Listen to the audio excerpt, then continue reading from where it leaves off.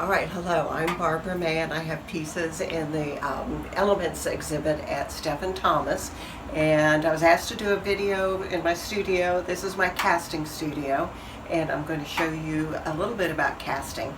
So what I'm casting today is pokeweed. So through the COVID virus time, I've been casting different plant material that is in season, and right now pokeweed is on its way out.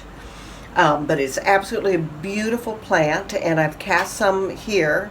So I'm going to show you some more castings, a little bit different than these. And here is the original plant, and I've pulled the poke berries off of some of these. And then when it's cast into silver, it looks like beautiful Japanese cherry blossoms.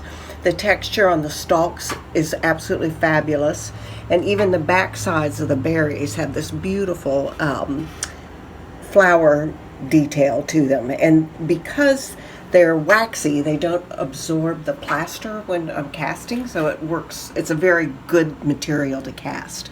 So the casting process is taking an object or something in wax and attaching it to what's called a sprue former, and then putting a steel tube over it, and then you've got your wax model or your plant that is inside here, and you put the steel tube over it and attach those together, and then I pour a material called investment into that flask, and it hardens, and it's extremely durable.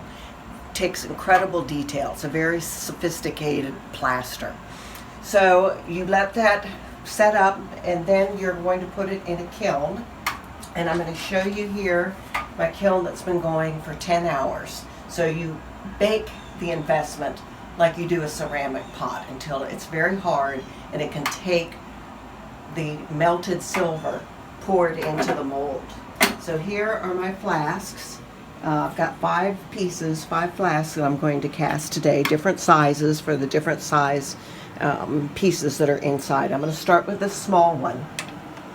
So we're at 1,000 degrees, which is perfect. And the first piece we're going to cast is in the centrifugal casting machine.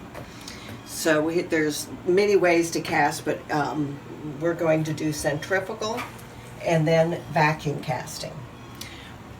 Because these pieces are organic material and they've been in to 1,350 degrees firing, there's going to be ash inside. So I want to vacuum the ash out of the flask, and then I'm going to pour molten silver in. So let's start with the first one, which is the small flask, and I am going to take it to the vacuum, and I'm going to vacuum the ash that is in there. So you can see there's my opening where the molten metal is going to go in. Here's the steel, and this is the investment, the white. So come over here, and we're going to go to the vacuum machine, and I'm going to turn this on. And this is pulling, vacuuming all of that ash outside, or from the interior of that flask. So that should be enough.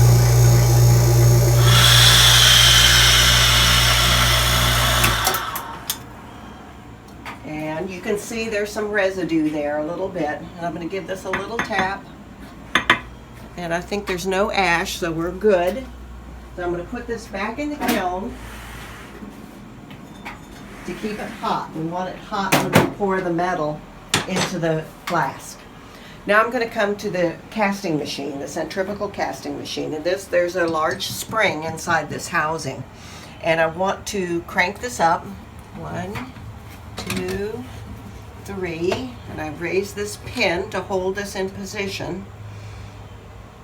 And I'm going to bend that, and this is called a broken arm. And then when I get this hot and my metal is molten, I'm going to pull this back, let the pin drop, and then I let the whole thing go. It spins and it throws all the molten silver from inside this crucible into the flask, which is going to be here. So let's stop for a minute, and I'm going to crank up my torch, and I'm going to heat the metal. So let me get this started, and then we'll resume when the metal is heated up.